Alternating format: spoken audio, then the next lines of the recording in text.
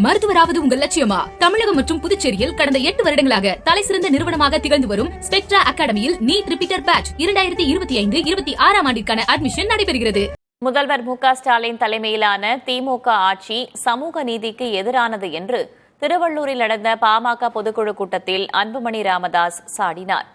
2026 பாமக அங்கம் வகிக்கும் கூட்டணியே ஆட்சிக்கு வரும் என்றும் அவர் கூறியுள்ளார். அவர் பேசியதை பேச்சு பேட்டி கருத்து பகுதியில் பார்க்கலாம்.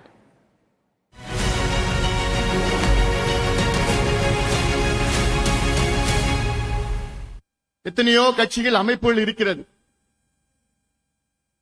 சமூக நீதி அடிப்படையில் ஒரு சிலர் சமூக நீதிக்கு ஆதரவாக இருப்பார்கள், ஒரு சிலர் சமூக நீதிக்கு எதிராக இருப்பார்கள்.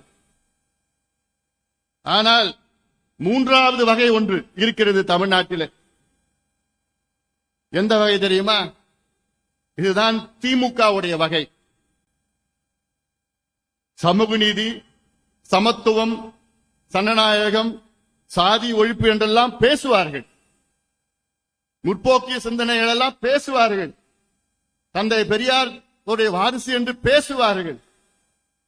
ஆனால் நடைமுறைப்படுத்து என்றால் அதை செய்ய மாட்டார்கள். இவர்கள் என்னை பொறுத்தவரை சமூக நீதிக்கு துரோகிகளாக நான் பார்க்கின்றேன். திமுக ஆட்சி இன்று சமூக நீதியுடைய துரோகியா நான் பார்க்கின்றேன். சமூக நீதி பற்றி பேசுவதற்கு தகுதியற்றவர்கள் முதலமைச்சர் ஸ்டாலின் அவர்களும் திமுகவும். உங்களுக்கு அதிகாரம் இருக்கிறது, ஆட்சி இருக்கிறது, தமிழ்நாட்டை ஆண்டு கொண்டிருக்கிறீர்கள்.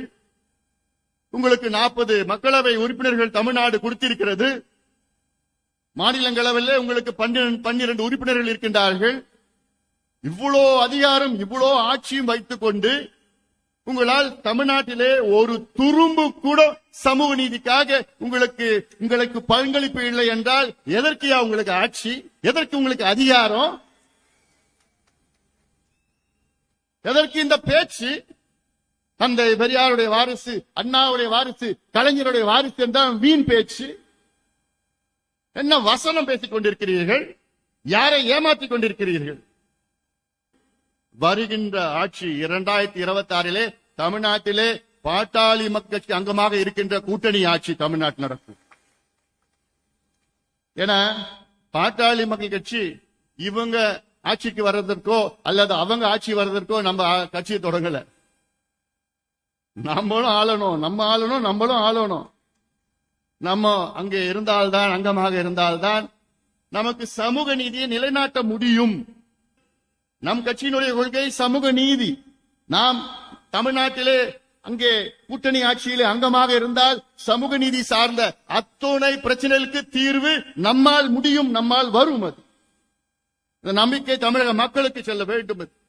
நிச்சயமாக செல்வோம். ஏன்னா இன்னைக்கு முதலமைச்சர் ஸ்டாலின் அவர்களுக்கு சமூக நீதினா என்னன்னு தெரியல, சமத்துவம்னா என்னன்னு தெரியல, ஜனநாயகம் என்னன்னு தெரியல.